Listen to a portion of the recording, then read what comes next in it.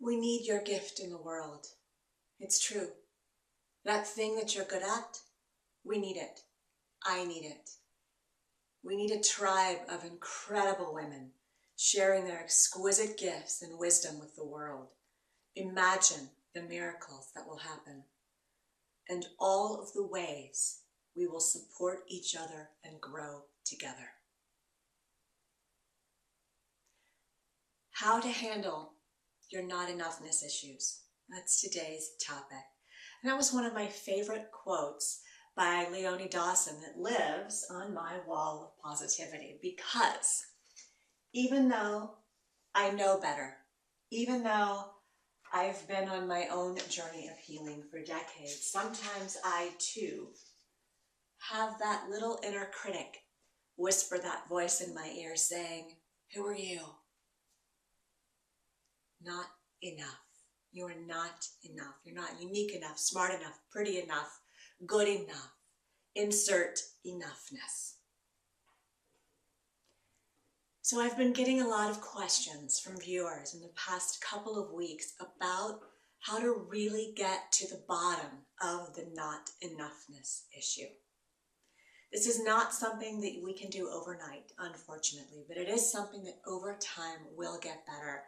But it's going to take you actively, really and truly questioning your own not enoughness issues. I get that it seems like we're surrounded by messages that encourage us to believe we're not enough. It seems like sometimes everywhere you look in the media, you're just being consciously or subconsciously asked to compare yourself to other people, and you always come up lacking.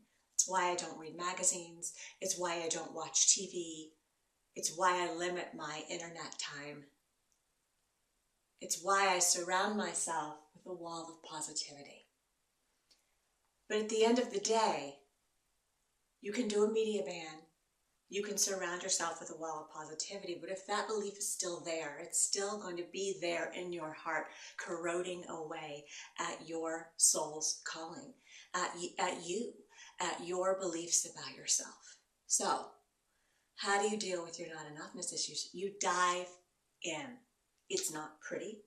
It can be quite painful, but it's how you start the healing process.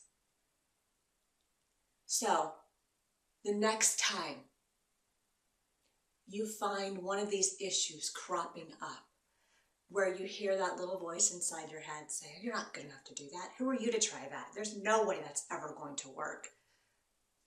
Whatever your inner critic may be saying to you, I want you to take a moment, stop, breathe, and ask, why? Why do you think that? Try to figure out where that particular issue of not enoughness stems from. Now, doing this once is not going to solve all your not enoughness issues. It's still going to keep cropping up in other creative ways.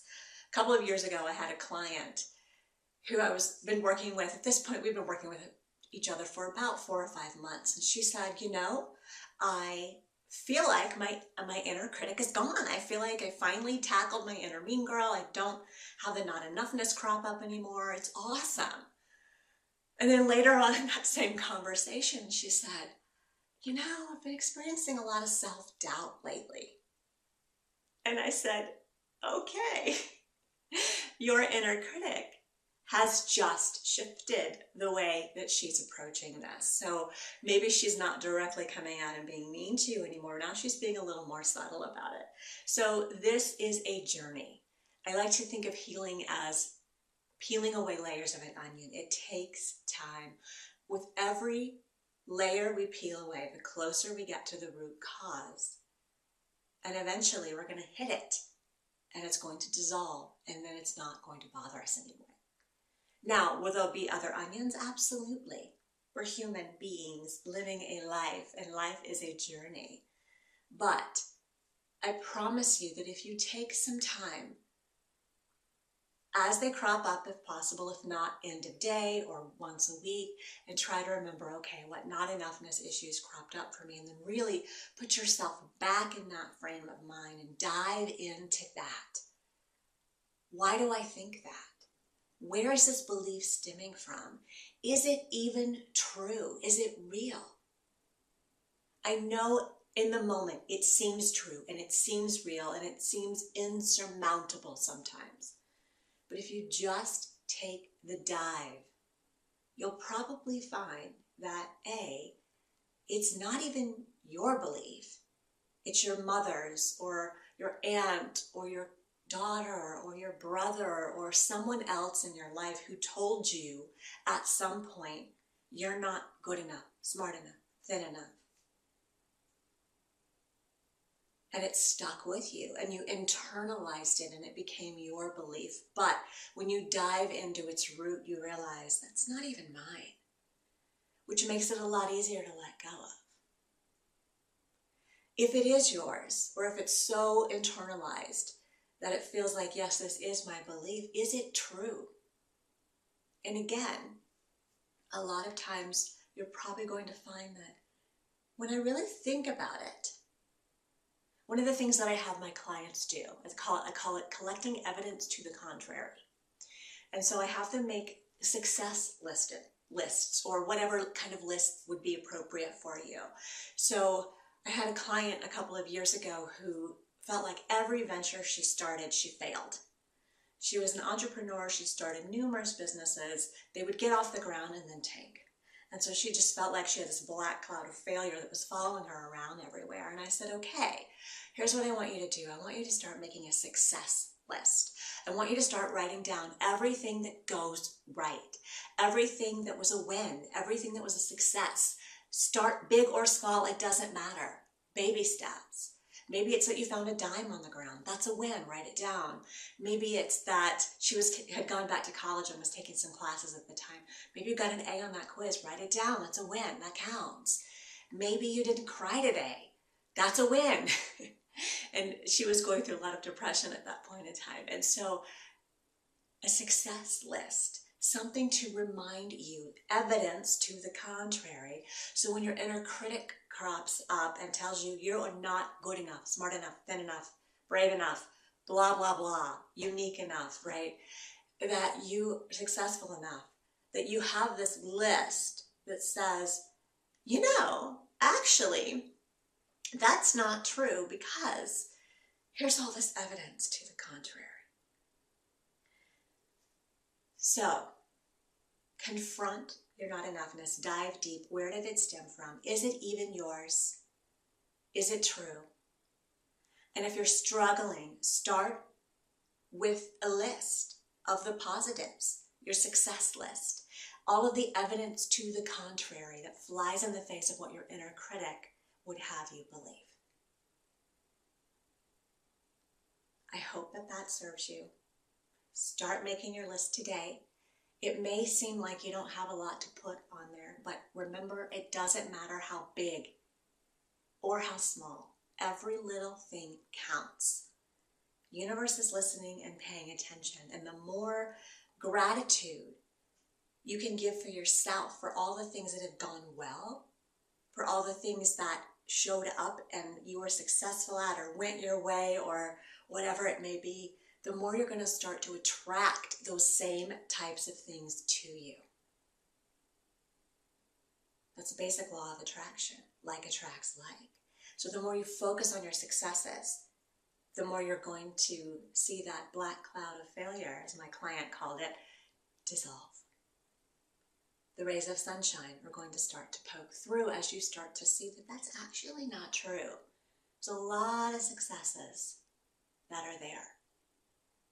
We tend to focus on the negative. That is absolutely true.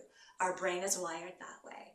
And so you really do need to make a list or surround yourself with positivity, hence my law of positivity, for those days when it seems like you just are focusing on the negative. You didn't get enough sleep, you're stressed out, whatever, and you fall back in old patterns. It's nice to have the wall of positivity, but if you don't do the deep healing work, all the positivity in the world is never going to get to the bottom of your not enoughness issues. So, dive deep, figure out where it came from, why it's there, is it true, does it serve, and be grateful. Because for everything that comes your way, as negative as it may be, it's teaching you a lesson. It's teaching you something that you needed to learn. Am I saying it's okay that awful things have maybe happened to you? No, not at all.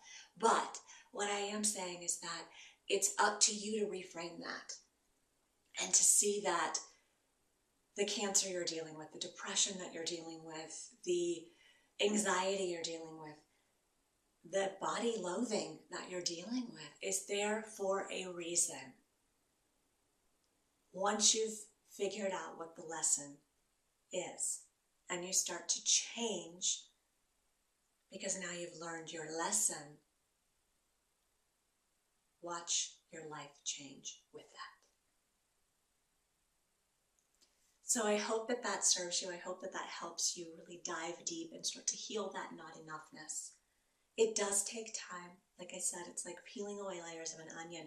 But the more you do it, the more you actively practice reframing those old stories, focusing on the positive, learning the lessons, diving deep. Is it even your belief? Is it even true? Does it serve you?